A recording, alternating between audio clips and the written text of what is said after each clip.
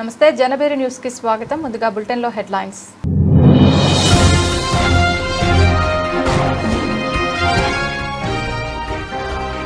RTGS సమీక్షలో అధికారులతో CM Chandrababu.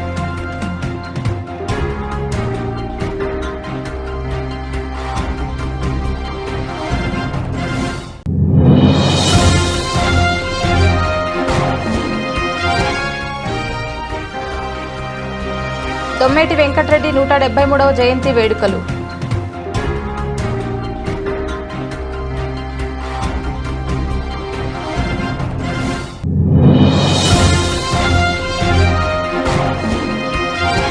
ప్రతి ఫిర్యాదుకు సంతృప్తికరమైన మరియు శాశ్వత పరిష్కారం అందించాలి. విజయవాడ నగరపాలక సంస్థ incharge commissioner doctor D Chandrasekhar.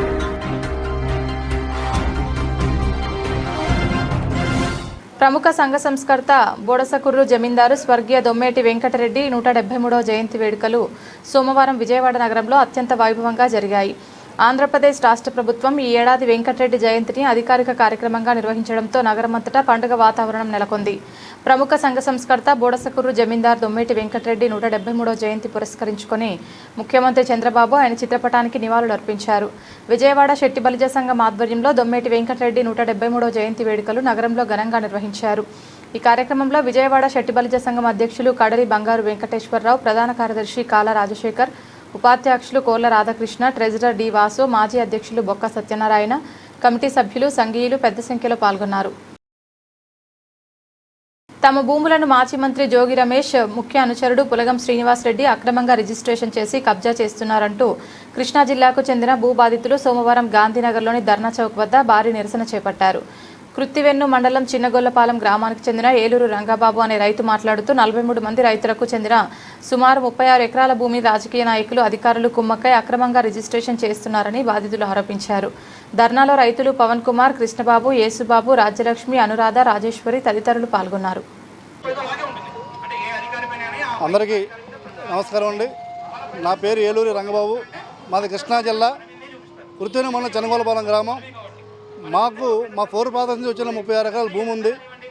మా భూమిని ఈ వైసీపీ నాయకులైన మండలి చైర్మన్ మోషన్ రాజు గారు, జోగి రమేష్ గారు, పిఏ శ్రీనివాసరెడ్డి, అతను అనుచరుడు శ్రీనివాసరెడ్డి, వీళ్ళంతా కలిపి పశ్చిమ గోదావరి జిల్లా ఉండి సబ్ రిజిస్టర్లో నా భూమి 36 ఎకరాల భూమిని రాత్రి 1 గంటకి నా భూమిని రిజిస్ట్రేషన్ చేసుకున్నారు. మేము అది గమనించి వెంటనే అక్కడ ధర్నాలు, ప్రెస్ మీట్లు పెట్టాము. ఆ డాక్యుమెంట్ 1B అడంగలన్నీ కూడా మా పేర్లో ఉన్నాయండి. ఇవన్నీ కూడా మా భూములు మాకు తెలియకుండా రిజిస్ట్రేషన్ పెట్టేశారండి. అది ఏ క్షణం స్కాన్ అవుతే మొత్తం రికార్డ్ అని మారిపోతాయి. దీని వెనక స్టాంప్తో రిజిస్ట్రేషన్ ఐజీ కమిషనర్ అంబేద్కర్ గారు ఉన్నారు. ఈ అంబేద్కర్ గారు, ఏలూరు డిఐజీ మాధవి గారు ప్రోద్బలంతో ఈ అక్రమ రిజిస్ట్రేషన్ జరిగింది. ఎప్పుడు స్కాన్ అవుద్దో అప్పుడు మొత్తం మా భూమి మొత్తం కోల్పోయినట్టే, మా జీవితంతో కోట్లు లీడు తిరిగే పరిస్థితి వస్తున్నాను. నేను సీఎం గారికి, డిప్యూటీ సీఎం గారికి కూడా అర్జీలు పెట్టడం జరిగింది. దయచేసి వెంటనే ముఖ్యమంత్రి గారు, డిప్యూటీ సీఎం గారు దీనిపై ఈ అక్రమ రిజిస్ట్రేషన్ ఎంక్వైరీ చేసి వెంటనే ఈ డాక్యుమెంట్ నిలుపుదల చేయండి. నాకు కుటుంబాన్ని కాబట్టి మా ఊరు నుంచి సుమారు 40 మంది రైతులు వచ్చి ఈ ధర్నా చౌక్లో ధర్నా చేయడం జరుగుతుంది. దయచేసి నాకు జరిగే అన్యాయాన్ని ఒకసారి ఎంక్వైరీ చేయండి. చాలా ఇల్లీగల్గా, చాలా అక్రమంగా ఈ రిజిస్ట్రేషన్ చేస్తున్నారు. ఈ చిన్నగొల్లపాలెం గ్రామంలో చాలా భూ కబ్జాలు జరుగుతున్నాయి. ఈ ఉండి సబ్ రిజిస్టర్ ఆఫీసులో గత 6 నెలల కాలంలో 3 సబ్ రిజిస్టర్ సస్పెండ్ ఉన్నారండి. ఒకే ఆఫీసులో 3 సబ్ రిజిస్టర్ సస్పెండ్ ఉన్నారంటే అక్కడ ఏ విధంగా కరప్షన్ జరుగుతుందో ఒకసారి ప్రభుత్వం ఎంక్వైరీ చేసి ఈ అక్రమ సబ్ రిజిస్టర్లపై వెంటనే ఎంక్వైరీ చేసి మాకు న్యాయం చేస్తారని చెప్పి మీ ద్వారా మేము కోరి ప్రార్థిస్తున్నామండి. ప్రతి సోమవారం నిర్వహించే ప్రజా ఫిర్యాదుల పరిష్కార వేదికను విజయవాడ నగరపాలక సంస్థ incharge commissioner doctor D Chandrasekhar ప్రధాన కార్యాలయంలో గల కమాండ్ కంట్రోల్ రూమ్లో నిర్వహించారు. ఈ కార్యక్రమంలో chief medical health officer doctor K Arjun Rao, chief city planner K Sanjay Ratnakumar, chief engineer ICP Satyakumari, deputy commissioner G Srujana, పర్యవేక్షణ engineer Chandrasekhar, estate officer A Sridhar, deputy director horticulture Chandrasekhar, veterinary assistant surgeon doctor D Harish, biologist V Kameswararao, RFO Mailadri పాల్గొన్నారు.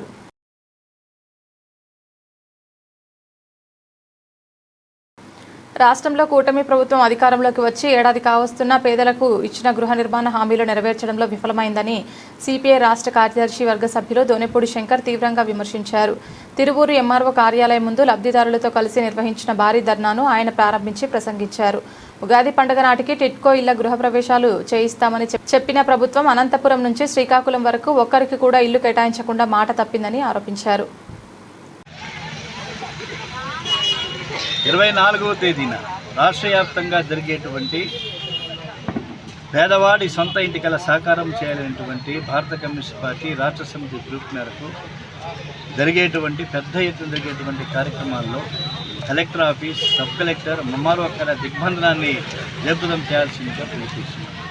ఇదే సందర్భంలో ఈ రోజున తిరువూరు పట్టణంలో పేద ప్రజలు MRO కార్యాలయానికి అర్జీలు పెద్ద ఎత్తున వేలాది మంది గత సంవత్సరం పెద్ద ఎత్తున తిరువూరు పట్టణంలో ఇవ్వటం జరిగింది. ఒక తిరువూరే కాదు, ఇవాళ రాష్ట్ర వ్యాప్తంగా అనేక పట్టణాల్లో పెద్ద ఎత్తున ప్రజలు మంజూరు చేయటం జరిగింది, అర్జీలు ఇవ్వటం జరిగింది. కాబట్టి ఈ సందర్భం మేము డిమాండ్ చేసేటువంటిది, మీరు ఉగాది రోజున గృహప్రవేశాలు చేపిస్తామని చెప్పారు. కానీ ఇచ్చారా? ఉగాది రోజున కార్తీక మాసం అన్నారు, సంక్రాంతి పండుగ అన్నారు, ఉగాది వెళ్ళిపోయింది, శ్రీరామనవమి వెళ్ళిపోతుంది, రంజాన్ పండుగ వెళ్ళిపోయింది. దేవాంశ్ పుట్టినరోజుకి ఇస్తారా, చంద్రబాబు నాయుడు గారు పుట్టినరోజుకి ఇస్తారా అని చెప్పేసి కాబట్టి ఏదో ఒకటి ఒక మంచి రోజున ఇల్లు ఇవ్వమని చెప్పేసి మేము అడుగుతున్నాం. ఇవాళ టిట్కో ఇల్లు చాలా దారుణమైనటువంటి పరిస్థితుల్లో ఉన్నాయి. మౌలిక సదుపాయాల రూపకల్పన లేదు. లబ్ధిదారులు 25,000 నుంచి ₹1,00,000 వరకు లబ్ధిదారులు కట్టారు. కట్టిన వారికి ఇల్లు రాకపోగా బ్యాంకుల నుంచి తాకీదులు వస్తున్నాయి, వడ్డీలు కట్టండి మాకు అని చెప్పేసి. ఇల్లు ఇచ్చారా? ఇల్లు లేదు అక్కడ, కానీ వడ్డీలు కడుతున్నారు. ఇది చాలా దుర్మార్గమైనటువంటి పరిస్థితి. ఎన్టీఆర్ జిల్లాలోనే 2,226 ఇల్లు ఇస్తామని చెప్పి స్వయాన కలెక్టర్ గారు ప్రకటించాడు. మళ్ళీ ఈ రోజున ఏమని ఇచ్చాడు? 1,600 ఇల్లే అంటున్నాడు. మిగతా 350 ఇల్లు కూడా వాళ్ళు బ్యాంకు లోన్ కట్టాలి, మార్టిగేజీ లోన్ ఉన్నదని చెప్పి చెప్తున్నారు. అసలు మీరు ఇల్లు ఇవ్వకుండా, ఇల్లు మంజూరు చేయకుండా, మంచినీళ్ళు లేవు అక్కడ, రోడ్లు లేవు, ఏమీ లేకుండా ఎలా వస్తాయి? కాబట్టి ఇది ప్రజల్ని మోసం చేయటమే. ప్రభుత్వం పక్కదారిపోతూ ఉన్నది. అలాగే అసెంబ్లీలో స్వయంగా చంద్రబాబు నాయుడు గారు ప్రకటించారు, 3 సెంట్లు 2 సెంట్లు, గ్రామాల్లో 3 సెంట్లు, పట్టణాల్లో 2 సెంట్లు ఇళ్ల స్థలాలు ఇస్తామని చెప్పారు. ఇస్తామని చెప్పిన ఆయన అమలు చేయాలి కదా. ఇంతవరకు అమలు చేయటం జరగల. ఇంతవరకు కనీసం ఇచ్చినటువంటి అప్లికేషన్లు ఏవైతే ఉన్నాయో అర్జీదారులు, వాళ్ళ ఇళ్ళకు వచ్చి వీళ్ళకి ఇల్లుందా లేదా వెరిఫికేషన్ చేయాలి కదా, అప్లికేషన్స్ చేయాలి కదా, వాళ్ళకి కేటాయించాలి కదా. కాబట్టి ఇప్పటి వరకు కూడా కేవలం మాటలు తప్పనిచ్చి ఆచరణలో మాత్రం ఈ ప్రభుత్వం వైఫల్యం చెందింది. అలాగే ఇళ్ల నిర్మాణానికి 5 లక్షల రూపాయలు మనం డిమాండ్ చేస్తున్నాం. ఇవాళ స్టీల్ రేట్ పెరిగింది, ఇనుము ధర పెరిగింది, సిమెంట్ రేటు పెరిగింది, ఇసుక ధర పెరిగిపోయినటువంటి నేపథ్యంలో ఖచ్చితంగా 5 లక్షల రూపాయలు లేనిదే ఒక 45 గజాల్లో లేదు 1 సెంటు స్థలంలో 2 సెంటు స్థలంలో ఇల్లు కట్టుకోవాలంటే సాధ్యపడుతుందా? కాబట్టి 5 లక్షల రూపాయలు ఇళ్ల నిర్మాణానికి మంజూరు చేయమని చెప్పేసి అడుగుతున్నాం. కాబట్టి రాష్ట్ర వ్యాప్తంగా అన్ని జిల్లాల అనంతపురం నుంచి శ్రీకాకుళం జిల్లా వరకు, సత్యసాయి జిల్లా నుంచి ఎన్టీఆర్ జిల్లా వరకు, గుంటూరు నుంచి విజయవాడ వరకు కొన్ని వేల మంది, లక్షల మంది అప్లికేషన్లు పెట్టుకున్నారు. ఇటు టిట్కో ఇల్లు, ఇటు 3 సెంట్లు 2 సెంట్లు, ఈ 2 సమస్యల సాధన కోసం రేపు 24వ తేదీన జరగబోయేటువంటి పెద్ద ఎత్తున జరిగేటువంటి కార్యక్రమాల్లో పాల్గొవలసిందిగా సిపిఐగా విజ్ఞప్తి చేస్తున్నాం.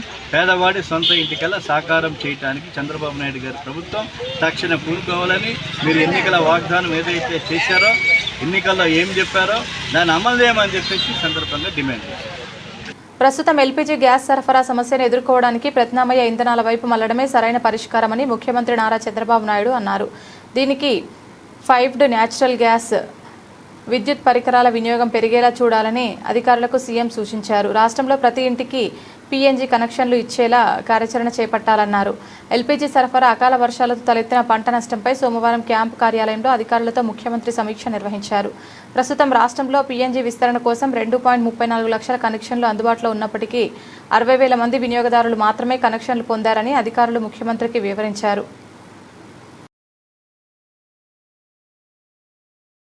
మన ఊరు మన జెండా ఆధారంగా గ్రామాలలో జరుగుతున్న జరగబోయే అభివృద్ధిని వివరించేలా ప్రచారం చేస్తామని బీజేపీ రాష్ట్ర అధ్యక్షుడు మాధవ్ చెప్పారు. ఏప్రిల్ 6వ తేదీన బీజేపీ ఆవిర్భావ దినోత్సవం సందర్భంగా ఈ కార్యక్రమం ప్రారంభిస్తున్నామని పేర్కొన్నారు. గ్రామాలలో ఉన్న ఇతర సమస్యలు, ప్రజల ఇబ్బందులను అధికారుల దృష్టికి తీసుకొచ్చి పరిష్కారం చేస్తామని చెప్పారు. మన ఊరు మన జెండా కార్యక్రమం పోస్టర్ని బీజేపీ ఏపీ అధ్యక్షులు మాధవ్ ఆవిష్కరించారు. ఈ సందర్భంగా బీజేపీ రాష్ట్ర అధ్యక్షులు మాధవ్ మాట్లాడుతూ 75 వసంతాలు బీజేపీ అంచెలంచెలుగా ఎదిగిందని, ఏపీలో కూటమి ప్రభుత్వంలో భాగస్వామిగా ఉందని చెప్పారు. నేడు గ్రామాన బీజేపీ తీసుకువెళ్లే కార్యక్రమం చేపట్టామని, అన్ని మోర్చాల నాయకులు పనిచేసేలా కిసాన్ మోర్చా అధ్యక్షులు పర్యవేక్షణ చేస్తారు అని చెప్పారు. రాష్ట్ర బృందాల ఆధ్వర్యంలో ఏప్రిల్ 6 నుంచి కార్యక్రమాలు చేపడుతున్నామని తెలిపారు. గ్రామాల అభివృద్ధికి మోడీ అందిస్తున్న సహకారం గురించి వివరించడం జరుగుతుందని చెప్పారు. కూటమి ఆధ్వర్యంలో గ్రామ వికాసం కోసం జరుగుతున్న కార్యక్రమాలు వివరిస్తామని స్పష్టం చేశారు. అనే కార్యక్రమం భారతీయ జనతా పార్టీ ఆవిర్భవించి 75 వసంతాలు పూర్తి చేసుకుంది.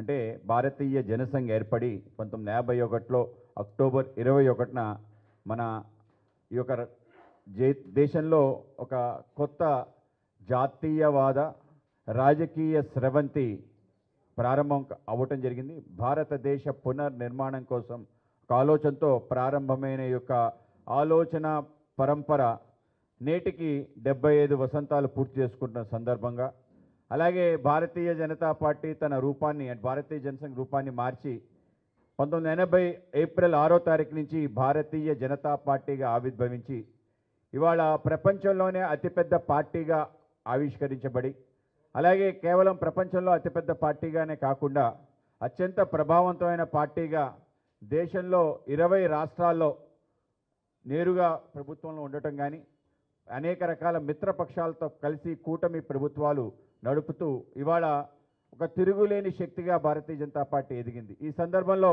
ఆంధ్రప్రదేశ్లో కూడా ఈ యొక్క కార్యక్రమాన్ని మరింత ముందుకు తీసుకెళ్లే విధంగా ప్రతి గ్రామంలో కూడా భారతీయ జనతా పార్టీ యొక్క జెండా రెపరెపలాడటం, కేవలం జెండానే కాకుండా జెండాతో పాటు ఆ ప్రాంతంలో మనం చేసిన ఏవైతే కార్యక్రమాలు ఉన్నాయో అవన్నీ కూడా ప్రజలకి కళ్ళకు కట్టినట్టు చూపించే విధంగా ఒక గొప్ప ప్రయత్నం చేయాలనే ఆలోచనే మన ఊరు మన జెండా. అటువంటి యొక్క కార్యక్రమానికి మనం రాష్ట్ర వ్యాప్తంగా ఒక టీం వేసుకోవడం జరిగింది. ఆ టీంకి సంబంధించిన ఈ యొక్క టీంకి సారథ్యం వేస్తూ ముందుకు తీసుకెళ్లాల్సిందిగా మన యొక్క రాష్ట్ర ప్రధాన కార్యదర్శి మట్టా ప్రసాద్ గారు దాన్ని గత అనేక నెలలు బట్టి దానికోసం ఆలోచన చేసి ముందుకు తీసుకెళ్తున్నారు.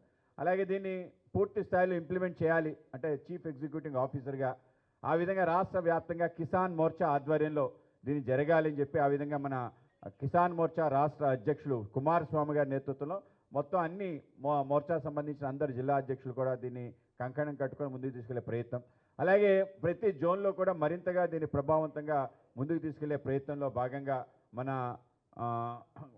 రాష్ట్ర ఉపాధ్యక్షులు శ్రీ గారపాటి సీతారామాంజనేయులు గారికి, అలాగే మన విశాఖ జిల్లాకి సంబంధించిన శ్రీ అడారి ఆనంద్ గారు, ఆయన రాష్ట్ర ఉపాధ్యక్షులు, అలాగే సందిరెడ్డి శ్రీనివాస్ గారు, ఆయన రాయలసీమ సంబంధించిన నేత, మా యొక్క రాష్ట్ర కార్యదర్శి, ఈ విధంగా అలాగే బిట్ర శివనారాయణ గారు మన గుంటూరు సంబంధించిన నేత, ఆ విధంగా వీళ్ళందరూ కలిసి ఆ విధంగా రాష్ట్ర టీం ముందుకు తీసుకెళ్లి రాష్ట్ర వ్యాప్తంగా ఏప్రిల్ 6వ తారీఖున ఈ యొక్క కార్యక్రమాన్ని పెద్ద ఎత్తున ప్రారంభించి కేవలం జెండా అందరికీ సాధారణంగా తెలిసి జెండా ఎగరుతుంది. జెండాతో పాటు ఇవాళ మనం ప్రతి గ్రామాభివృద్ధిలో ఏ విధంగా సక్రియంగా భాగస్వాములు, ఏ విధంగా నరేంద్ర మోడీ గారి నేతృత్వంలో మనం చేస్తున్న గ్రామానికి సంబంధించిన ఏవైతే అన్ని రకాల వనరులు ఏ విధంగా సమకూరుస్తున్నాం, ఆ విధంగా రామరాజ్యం కావాలి అంటే గ్రామ స్వరాజ్యం కావాలి అనే ఏదైతే మహాత్మా గాంధీ గారి కల ఉందో ఆ కళని సాకారం చేస్తూ మన ప్రియతమ ప్రధాని నరేంద్ర మోడీ గారు చేస్తున్న అన్ని కార్యక్రమాలు కూడా ప్రజలకి కళ్ళకు కట్టినట్టు చూపించే గొప్ప ప్రయత్నం మనందరం కలిసి చేయాలి. ఆ విధంగా చేయాలని అనుకుంటున్నాం.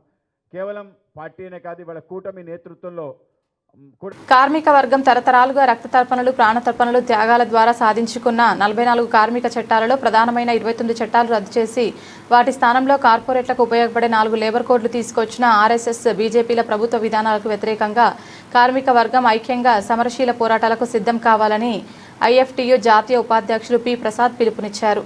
4 లేబర్ కోడ్లకు వ్యతిరేకంగా ఐఎఫ్టీయూ రాష్ట్ర కమిటీ ఆధ్వర్యంలో విజయవాడ నగరంలో భారీ ర్యాలీ నిర్వహించి ధర్నా చౌక్లో ధర్నా నిర్వహించారు. ఈ సందర్భంగా జరిగిన భారీ బహిరంగ సభలో ప్రసాద్ ముఖ్య అతిథిగా హాజరై ప్రసంగించారు. ధర్నాకు ముందు స్థానిక ఏలూరు లాకుల సెంటర్ నుండి కార్మికులు నిర్వహించిన భారీ ర్యాలీకి అగ్రభాగాన ఇప్టు రాజ్య నాయకులు పాల్గొన్నారు. అరుణోదయ కళాకారులు డప్పు వాయిద్యాలతో వివిధ కళారూపాలను ప్రదర్శించారు.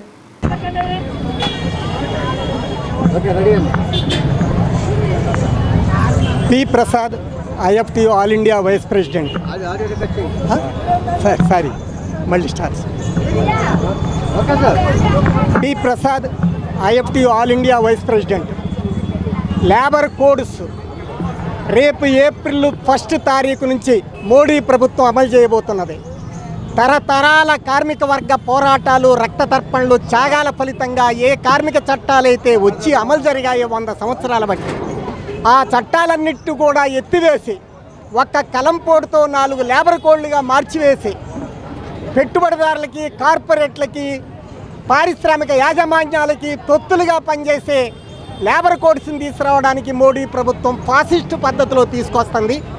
వాటికి వ్యతిరేకంగా రేపు ఏప్రిల్ 1 నుంచి అమలు జరగబోయేదానికి వ్యతిరేకంగా దాన్ని అమలు చేయడానికి వీల్లేదు. పాత కార్మిక చట్టాలు పునరుద్ధరణ జరగాలని, ఒకవేళ మీరు నిరంకుశంగా ఫాసిస్ట్ పద్ధతిలో ఏప్రిల్ 1 నుంచి అమలు చేయడానికి ప్రయత్నం చేస్తే వాటిని భారత కార్మిక వర్గం చెత్తబొట్టలో బారేస్తుంది తమ రక్త తర్పణలు, ప్రాణార్పణలతో చెప్పడానికే ఇవాళ ఈ యొక్క ర్యాలీ సభలు జరుపుతున్నాం.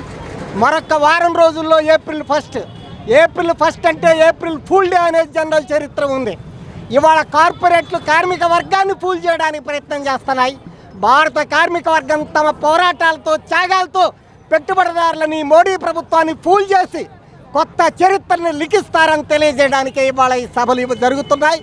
భారత కార్మిక వర్గానికి విజ్ఞప్తి చేస్తున్నాం, లేబర్ చట్టాలు లేని లేబర్ కోళ్లు మాత్రమే ఉన్న రేపటి ఫాసిస్ట్ పాలనకు వ్యతిరేకంగా కార్మిక వర్గం ఐక్య పోరాటాలు చేయాలని, అన్ని ట్రేడ్ యూనియన్లు సమైక్యంగా ఇప్పటివరకు ఎలా వీటికి వ్యతిరేకంగా పోరాడుతున్నారో భవిష్యత్తులో కూడా అలా పోరాడి కార్మిక వర్గం వీటిని చిత్తు చేయాలని చెప్పి విజ్ఞప్తి చేస్తున్నాం.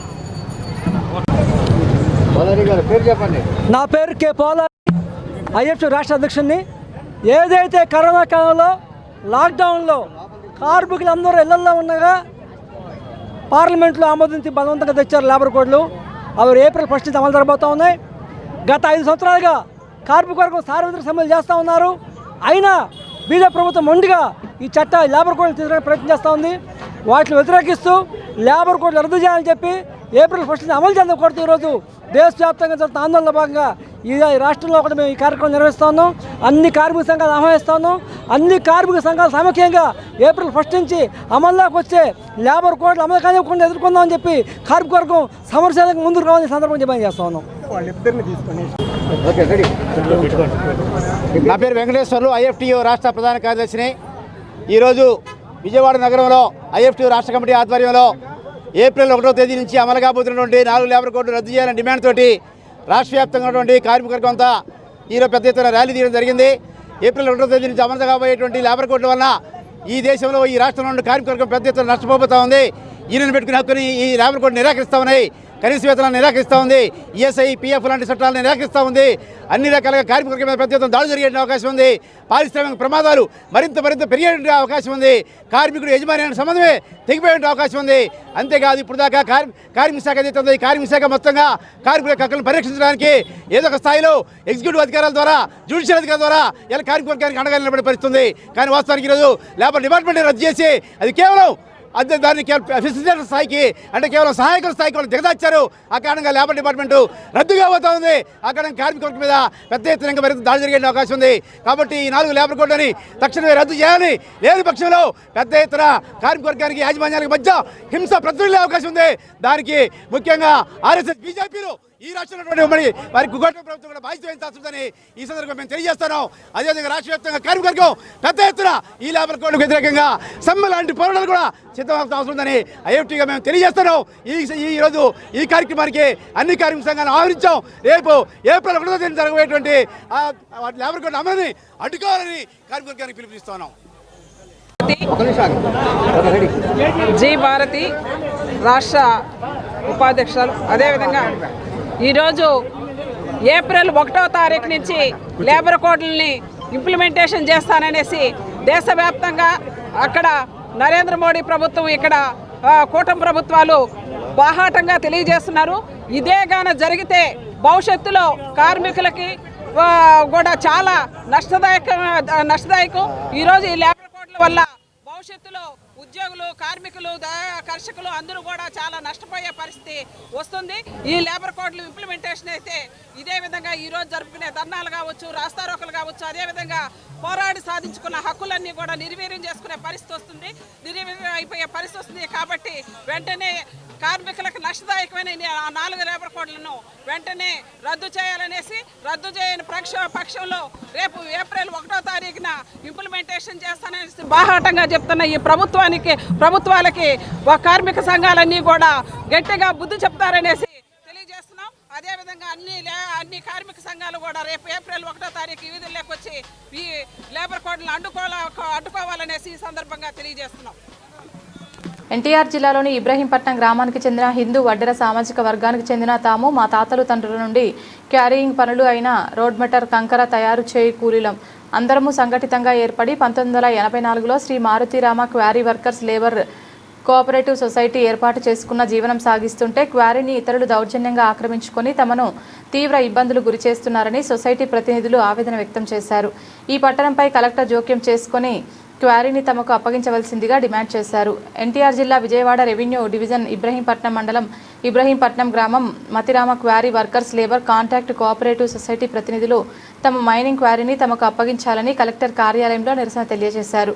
సందర్భంగా ప్రతినిధులు మాట్లాడుతూ రెక్కాడితే గాని డొక్కాడని 170 కుటుంబాలు కలిసి సొసైటీ ఏర్పాటు చేసుకొని రెక్కలు ముక్కలు చేసుకొని బట్టలు చేసుకొని జీవనం సాగిస్తున్న సమయంలో కొందరు వ్యక్తులు దౌర్జన్యంగా తమ మైనింగ్ క్వారీని ఆక్రమించుకొని తీవ్ర ఇబ్బందులకు గురి చేస్తున్నారని ఆవేదన వ్యక్తం చేశారు. జిల్లా ఉన్నతాధికారులు న్యాయం చేయాలని డిమాండ్ చేశారు.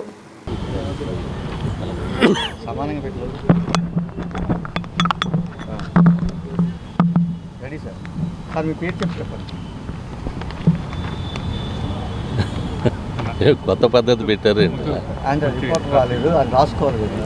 ఎవరు కనపడకపోతే కనపడినట్టు చెప్పరండి. ఈరోజు పీజీఆర్ఎస్లో 2 సమస్యల మీద ముఖ్యమైనటువంటి సమస్యలు అవి రిప్రజెంటేషన్ ఇవ్వడానికి కలెక్టర్ కార్యాలయానికి సిపిఎం ఆధ్వర్యంలో వచ్చాం. తూర్పు నగర కమిటీ ఆధ్వర్యంలో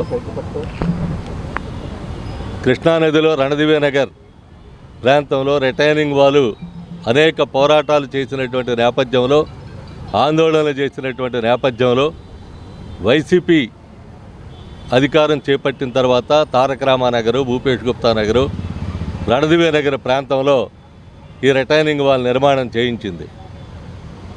కానీ వాళ్ళ టర్మ్ అయిపోయింది. అవుట్ఫాల్ డ్రైన్ నిర్మాణం జరగల. ఇప్పుడు అవుట్ఫాల్ డ్రైన్ నిర్మాణం జరగకపోయేటప్పటికీ వచ్చినటువంటి ఇబ్బంది ఏంటంటే డ్రైనేజీ బయటికి వెళ్ళేటువంటి మార్గం లేక ఏ కొద్దిపాటి వర్షం వచ్చినా డ్రైనేజ్ అంతా ఇళ్లలోకి ప్రవహించేటువంటి పరిస్థితి వస్తూ ఉంది. అనేక రకాలైనటువంటి దోమలు పెరిగిపోయి విపరీతంగా పెరిగిన ఈ దోమలు విషజ్వరాలు వెన్నాడుతూ ఉన్నాయి. మలేరియా, డెంగ్యూ లాంటి జ్వరాలు వెంటబడతా ఉన్నాయి. టైఫాయిడ్ వస్తూ ఉంది. ఇన్ని రకాలైనటువంటి జబ్బులు వస్తూ ఉన్నాయని చెప్పి 6 మాసాల నుండి ఈ ప్రభుత్వం వచ్చి 2 సంవత్సరాలు పూర్తి వచ్చింది. 6 మాసాల నుంచి ధర్నాలు చేశారు. ఆ ప్రాంతవాసులు మెమరాండాలు ఇచ్చారు. పీజీఆర్ఎస్లో మెమరాండాలు ఇచ్చారు. స్పందనలో స్పందించమని చెప్పనని అధికారుల్ని కోరారు. అయినా రిప్రజెంటేషను ఇన్నిచ్చిన ఫలితం మాత్రం శూన్యమైంది.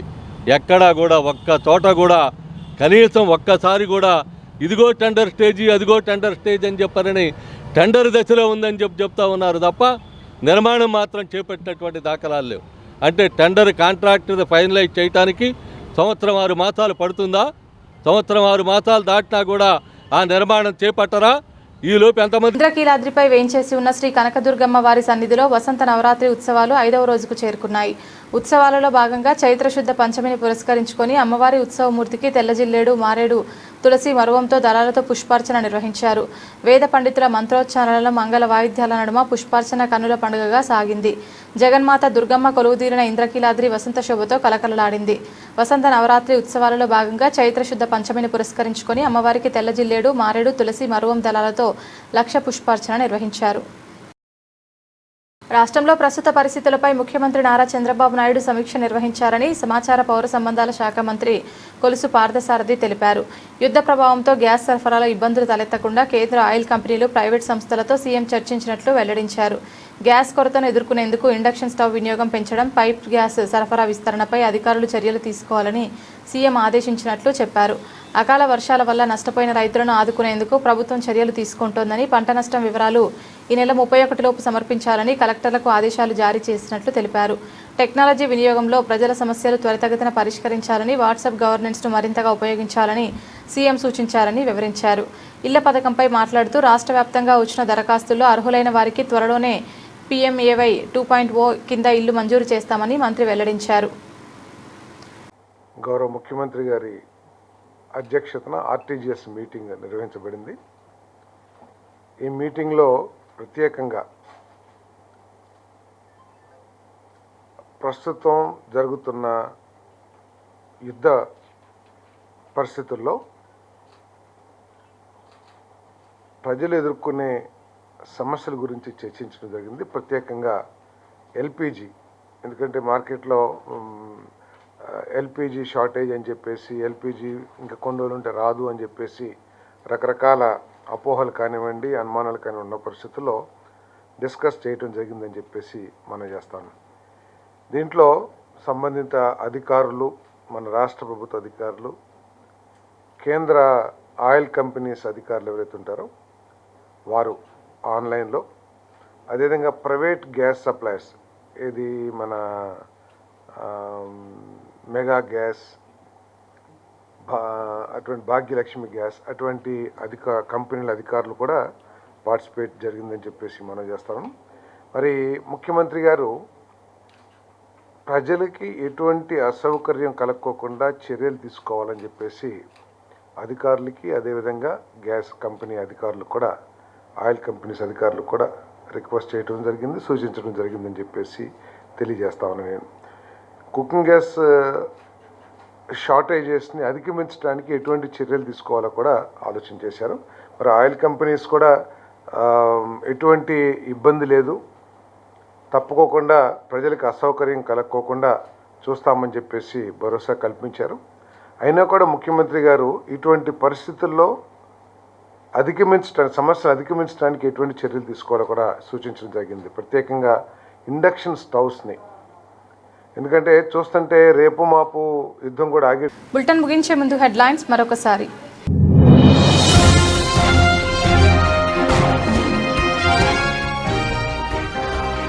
ఆర్టీజీఎస్ సమీక్షలో అధికారులతో సీఎం చంద్రబాబు.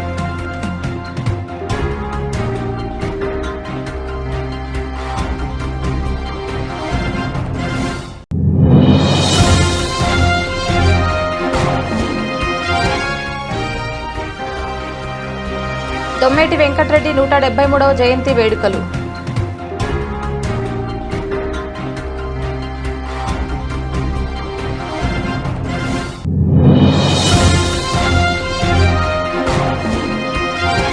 ప్రతి ఫిర్యాదుకు సంతృప్తికరమైన మరియు శాశ్వత పరిష్కారం అందించాలి.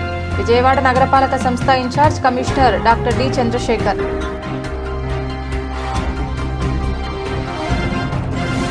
ఇది ఇవాల్టి బులెటిన్. తిరిగి మరొక బులెటిన్లో మళ్ళీ కలుద్దాం. అంతవరకు సెలవు. నమస్కారం.